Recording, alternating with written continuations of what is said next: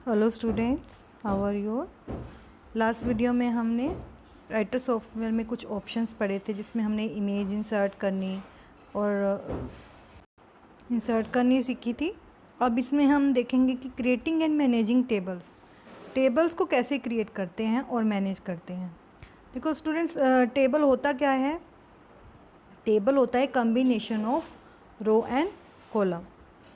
तो combination of row और column मतलब रो से और कॉलम से मिलके जो कम्बिनेशन होता है उसको हम टेबल बोल देते हैं। जैसे ये एग्जांपल में देखते हैं, आपको दिखाती हूँ मैं। ये हमारे पास एक टेबल है, इसमें क्या है, एक रो है और कॉलम है। मान लो ये टाइम टेबल का इन्होंने कुछ टेबल बना रखा है, जहाँ पे इन्होंने day 1, day 2, day 3, Sunday, Monday, Tuesday, lunch break time और टाइमिंग दे रखी है। तो रो और कॉलम में कैसे इसको डिवाइड किया हुआ है, ठीक है। इसमें कैसे कैसे बच्चे देखो, जो सबसे टाइम टेबल वाला है ये पूरा एक ही कॉलम है, इसमें कहीं डिवाइड नहीं कर रखा है, इसको सिंगल है, ये मर्ज कर रखा है पूरा। तो ये किस तरह से किया हुआ है, लंच ब्रेक वाला कैसे बीच में सेट किया हुआ है। तो इसके अलग अलग ऑप्शन होते हैं। हम यही सीखेंगे कि टेबल को यूज़ कैसे करते हैं और मैनेज कैसे करते हैं, ठीक है। सबसे पहले हैं, in a document it is normally seen that some data are representing in tabular form. Document में क्या होता है कि जो हमारा डाटा होता है वो टेबुलर फॉर्म में होता है। तो टेबुलर फॉर्म में हम रिप्रेजेंट कर सकते हैं उसको, टेबुलर मतलब टेबल की फॉर्म में, ठीक है। इससे क्या होता है, डाटा को हैंडल करना इजी होता है। तो representation of data in a tabular format is called a table. अगर आपसे कोई टेबल की डेफिनेशन पूछता है तो आप इसको ये भी बोल सकते हो, the representation of data in A tabular format. तो ए टेबल में होता क्या है, टेबल में रोज एंड कॉलम होते हैं। तो it is also possible to have a table with 1 row and 1 column. अगर एक टेबल में एक रो और एक कॉलम है तो उसको भी हम टेबल ही कहेंगे। कंसीडर है, जैसे एग्जांपल लेके चलते हैं हम, आपके स्कूल टाइम टेबल का नीचे दिखा रखा है। तो इसमें अलग अलग कैसे ये इन्फॉर्मेशन डालेंगे हम टेबल के अंदर, कैसे कॉलम को सेट करेंगे, रो को सेट करेंगे, तो ये सब ऑप्शन इसमें हम देखेंगे। सबसे पहले क्रिएट कैसे करेंगे। देखो आपके पास जो टूल बार होता है ऊपर, स्टैंडर्ड टूल बार मैंने आपको बताया था, जिसमें सारे के सारे आइकन्स होते हैं।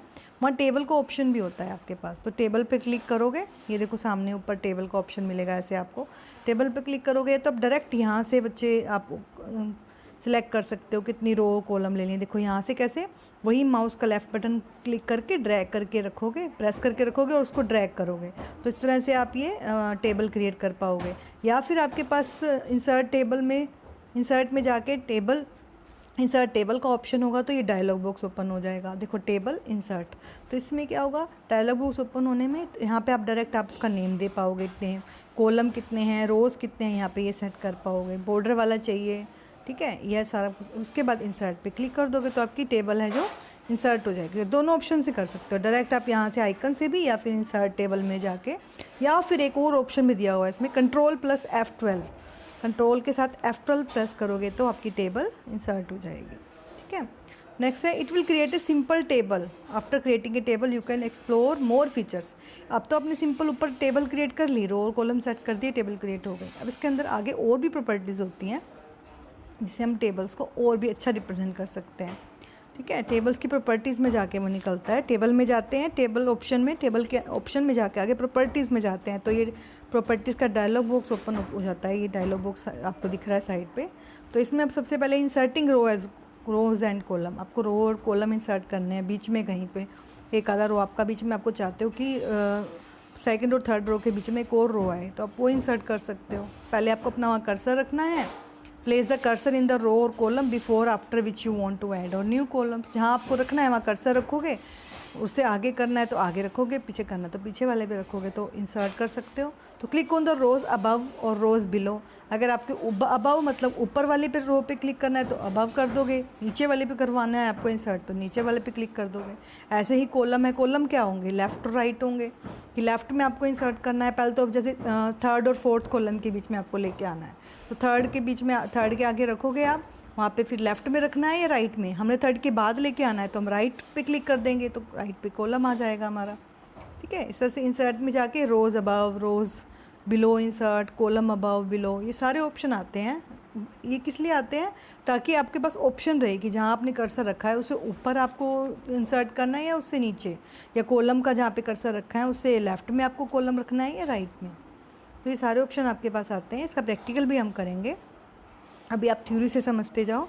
डिलीटिंग रोज़ एंड कॉलम, ऐसे ही हम डिलीट भी कर सकते हैं। आप जहाँ जो सा आपको डिलीट करना है उस पर क्लिक करके रखो, राइट क्लिक करो और डिलीट पे क्लिक कर दो।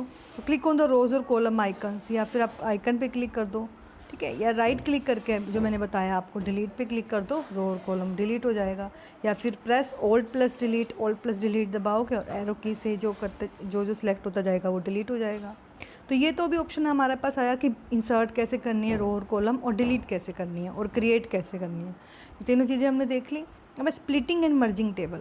स्प्लिटिंग मतलब कि जैसे एक ही सेल है, सेल क्या होता है बच्चे, जो बॉक्स बना होता है ना बीच में, छोटे छोटे बॉक्स होते हैं टेबल में, रो, उसको क्या बोल देते हैं, सेल को हम रो और कम्बिनेशन का इंटरसेक्शन, मतलब जहाँ रो और कॉलम आपस में एक दूसरे को काटते हैं तो वो एक बॉक्स सा बनता है ना, उस बॉक्स को बोल देते हैं हम सेल।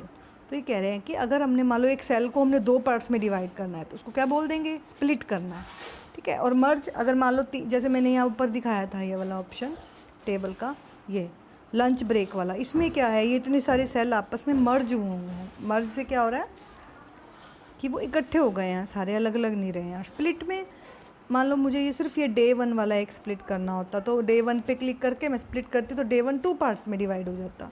तो आप स्प्लिट भी कर सकते हो और मर्ज भी कर सकते हो, ठीक है। अब ये कैसे करते हैं, सबसे पहले स्प्लिट कैसे करते हैं, पहले कर्सर वहाँ रखते हैं उस सेल पे और उस टॉप रो पे जहाँ पे जिसको स्प्लिट करना है आपको, फिर टेबल में जाके स्प्लिट टेबल पे क्लिक करते हो तो वो जो है वो सेल है वो स्प्लिट हो जाता है। स्प्लिट टेबल का एक डायलॉग बॉक्स भी ओपन होता है, you can select no heading और alternative formatting for the heading.